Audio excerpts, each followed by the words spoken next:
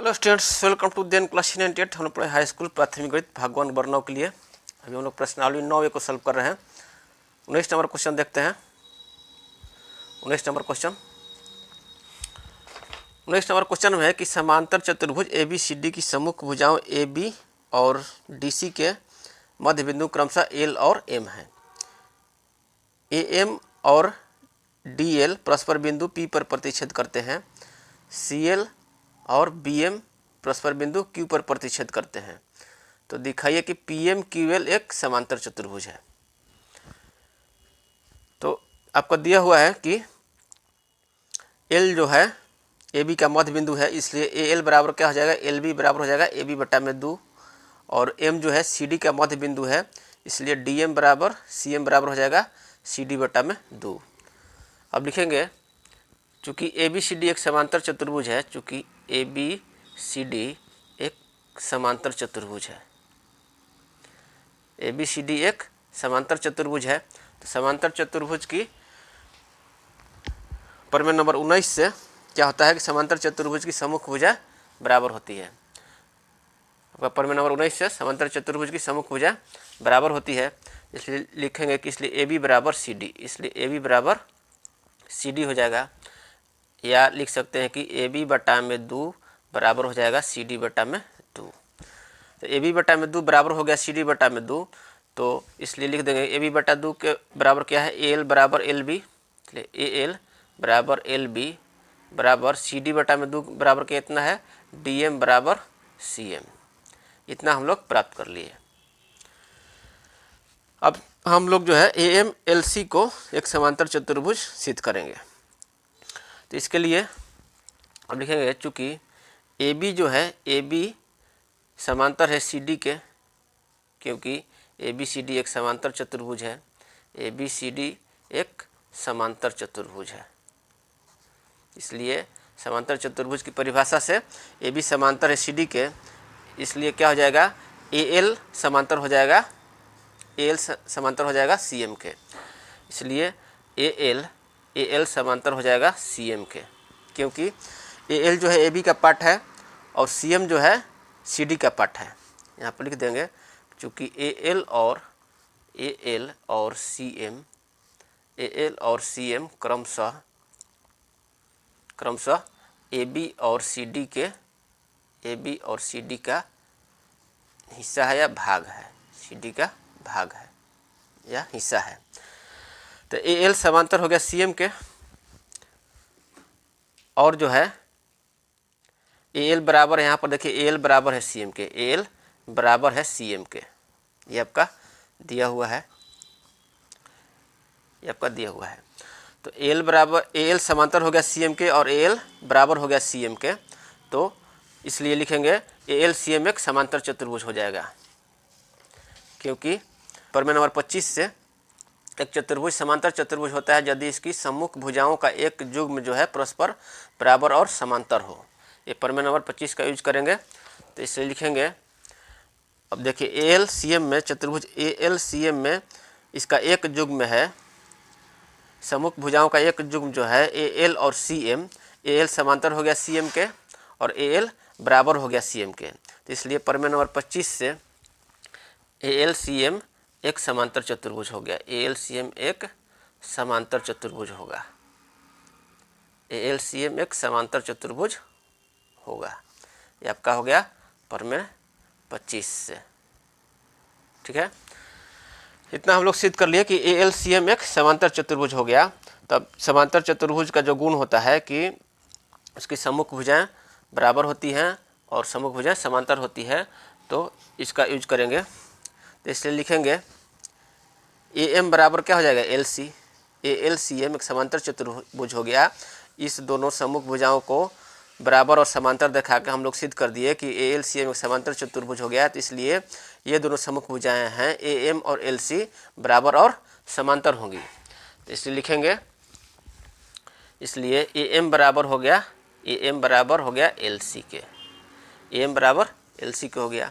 इसको मान लेते हैं फर्स्ट समीकरण मान लेते हैं।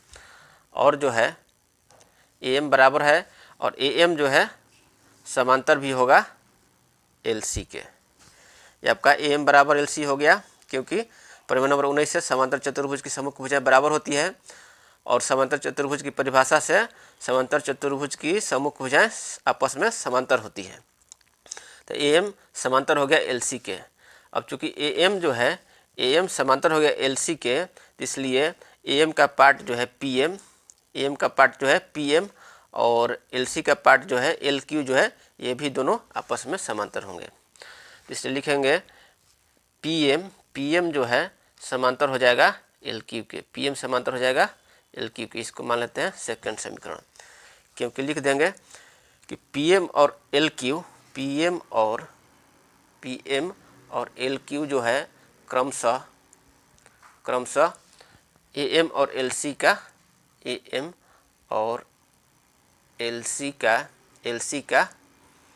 भाग है, LC का भाग है या हिस्सा है। तो PM समांतर LQ हम लोग सिद्ध कर दिए। अब चलेंगे त्रिभुज APL और त्रिभुज DPM में।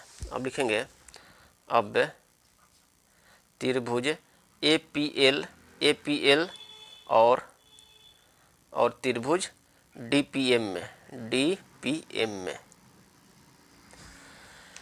तो त्रिभुज APL और त्रिभुज DPM में देखिए, तो यहाँ पर समूह कोण बराबर है, तो यहाँ पर एक कोण हो गया, और यह एकांतर कोण है, यह दोनों क्या है, एकांतर कोण है। तो इस त्रिभुज का यह कोण और यह कोण बराबर हो गया, और चूंकि AL बराबर है DM के, AL बराबर है, यहाँ पर देखिए दिया हुआ है AL बराबर DM, तो यहाँ पर कोण भुजा सर्वांग समता उप प्रमेय का उपयोग करके दोनों त्रिभुज को हम लोग सर्वांग सम सिद्ध करेंगे।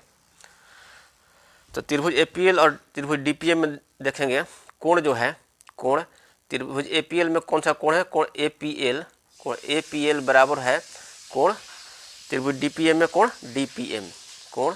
DPM के बराबर है, क्योंकि है ये क्या है, ये सम्मुख कोण है, ये आपका सम्मुख कोण के कारण ये बराबर हो गया। इसके बाद जो है कोण त्रिभुज APL में कोण ALP लिखेंगे, कोण ALP बराबर कोण ALP एकांतर कोण है। त्रिभुज DPM में किसके, कोण PDM, कोण बराबर हो गया कोण PDM, क्योंकि यह एकांतर कोण है। क्यों एकांतर कोण है, चूँकि AB समांतर है CD के, और तिर्यक रेखा कौन सा है, और DL जो है, DL तिर्यक रेखा है,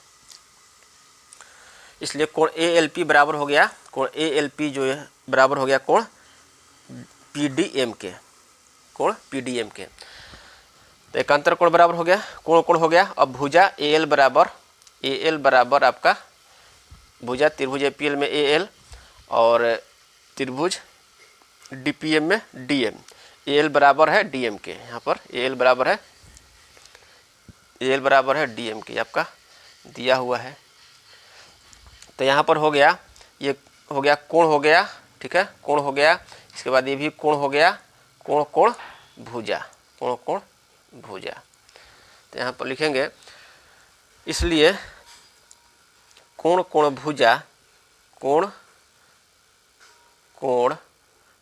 भुजा सर्वांग समता उप प्रमेय से, कोण भुजा सर्वांग समता उप प्रमेय से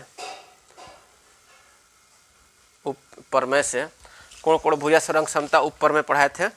कोण भुजा सर्वांग समता कसौटी उप प्रमेय, यदि एक त्रिभुज के दो कोण और एक भुजा जो कोण के अंतरित न हो, क्रमशः दूसरे त्रिभुज के संगत कोण और भुजा के बराबर होते ये त्रिभुज सर्वांग सम होते हैं। तो यहाँ पर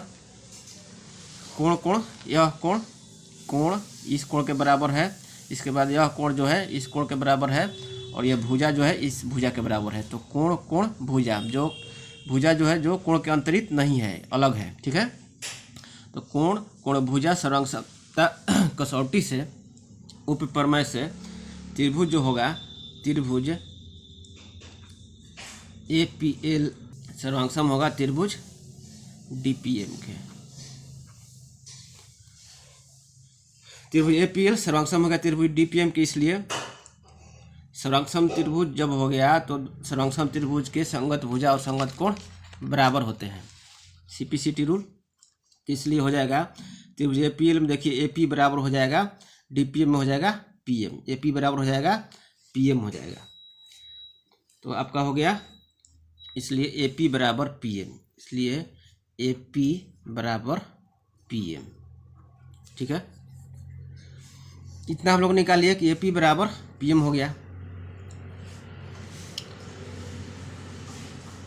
अब चूंकि एपी बराबर पीएम हो गया तो एएम जो है, एएम में रेखा एएम में एपी बराबर पीएम हो गया, अर्थात जो है कि पी जो है एएम का मध्य बिंदु है, इसलिए एपी बराबर पीएम बराबर हो जाएगा क्या, एएम बटा में 2, एएम बटा में 2 हो जाएगा। इतना हो गया कि एपी बराबर पीएम बराबर एएम बटा में 2। ठीक है, इसी प्रकार लिखेंगे, इसी प्रकार अब देखिए एपी बराबर पीएम हम लोग निकाल लिए। इसी प्रकार अब लेंगे त्रिभुज एलबीक्यू और त्रिभुज क्यूसीएम में क्या हो जाएगा, कोण भुजा। ठीक है, कोण भुजा, और यह कोण भुजा, यहाँ भी सर्वसंगता कसौटी लगेगा, क्योंकि यह जो है, यह दोनों क्या है, एकांतर कोण है, यह दोनों एकांतर कोण है, ये दोनों सम्मुख कोण है, ये दोनों सम्मुख कोण है, और ये एल बी बराबर है सी एम के, एल बी बराबर है सी एम के। इसी प्रकार जो है एल क्यू बराबर क्या हो जाएगा, क्यू सी। इसी प्रकार लिख देंगे एल क्यू बराबर क्यू सी, लिख देंगे इसी प्रकार एल क्यू बराबर क्यू सी। एल क्यू बराबर क्यू सी हो गया, तो इसका मतलब हुआ कि क्यू जो है एल सी का मध्य बिंदु है, इसलिए लिख देंगे कि एल क्यू बराबर क्यू सी बराबर एल सी बटा में 2 बराबर हो जाएगा एल सी बटा में 2। अब लिखेंगे, चूँकि समीकरण फर्स्ट में हम लोग क्या निकाले हैं, समीकरण फर्स्ट से ए एम बराबर है एल सी के, ए एम बराबर है एल सी के, समीकरण फर्स्ट से ए एम बराबर एल सी, ए एम बराबर है एल सी के, इसलिए हो जाएगा ए एम बटा में 2, ए एम बटा में 2 बराबर हो जाएगा एल सी बटा में 2। तो ए एम बटा में 2 बराबर क्या है, एपी बराबर है पीएम, ए एम बटा में 2 बराबर एल सी बटा में 2 कितना है, एल क्यू बराबर क्यू सी। या इसको लिख सकते हैं, हमको किससे मतलब है, तो पीएम और एल क्यू से मतलब है, पीएम और एल क्यू से मतलब है, तो पीएम और एल क्यू से मतलब है। तो यहाँ पर देख लीजिए ये पीएम और एल क्यू, यहाँ लिख सकते हैं पीएम बराबर एल क्यू, पीएम बराबर एल क्यू हम लोग निकाल लिए। इसको मान लेते हैं समीकरण थर्ड समीकरण। अब लिखेंगे समीकरण सेकंड और थर्ड से, समीकरण सेकंड और थर्ड से, समीकरण सेकंड और थर्ड से, तो समीकरण सेकंड में क्या है, पीएम समांतर है एल क्यू के, पीएम समांतर है एल क्यू के, और थर्ड में क्या है, पीएम बराबर है एल क्यू के। समीकरण सेकंड और थर्ड से पीएम सेकंड में क्या है, पीएम समांतर है एल क्यू, और समीकरण थर्ड से क्या हो जाएगा, पीएम बराबर है एल क्यू के। तो फिर हम प्रमेय नंबर 25 का यूज करेंगे कि एक चतुर्भुज समांतर चतुर्भुज होता है यदि इसकी सम्मुख भुजाओं का एक युग्म परस्पर बराबर और समांतर हो। तो यहाँ पर बराबर भी है और ये समांतर है, तो इस अतः लिख देंगे कि अतः पीएम एल क्यू जो है, पीएम एल क्यू एक समांतर चतुर्भुज होगा, पीएम एल क्यू एक समांतर चतुर्भुज होगा, समांतर चतुर्भुज होगा। क्या हो जाएगा, यहाँ पर लिख देंगे प्रमेय नंबर 25 से, यहाँ लिख देंगे प्रमेय नंबर 25 से, प्रमेय नंबर 25 से पीएम एल क्यू क्या हो जाएगा, एक समांतर चतुर्भुज हो जाएगा। अतः यहाँ पर लिख देंगे, यहाँ पर अतः, ठीक है, अतः प्रमेय नंबर 25 से पीएम एल क्यू एक समांतर चतुर्भुज होगा। यही सिद्ध करना था, यहाँ लिख देंगे कि सिद्ध हुआ। तो हम लोग इस क्लास में 19 नंबर क्वेश्चन को सॉल्व कर लिए। 19 नंबर क्वेश्चन आपका फिर से है, शुरू से देख लीजिए। यहाँ हम लोग सिद्ध किए कि एल बराबर एल बी बराबर डी बराबर सी एम हो गया। फिर एल को एल समांतर सी एम को हो जाएगा एल बराबर सी एम, इससे एल सी एम एक समांतर चतुर्भुज हो गया प्रमेय नंबर 25 से। इससे समांतर चतुर्भुज हो गया तो एम बराबर एल सी होगा और एम समांतर होगा एल सी के। इस आधार पर हम पी एम समांतर कर लिए एल क्यू के। अब त्रिभुज ए पी एल और त्रिभुज डी पी एम में कोण भुजा सर्वांग समता ऊपर में से दोनों त्रिभुज को सर्वांग सम सिद्ध कर लिए और ए पी बराबर पी एम सिद्ध कर दिए। ए पी बराबर पी एम बराबर एम बटा में 2 और इसी प्रकार जो है एल क्यू बराबर क्यू सी बराबर एल सी बटा में 2। अब समीकरण फर्स्ट से एम बराबर एल सी है तो एम बटा में 2 बराबर एल सी बटा में 2 होगा।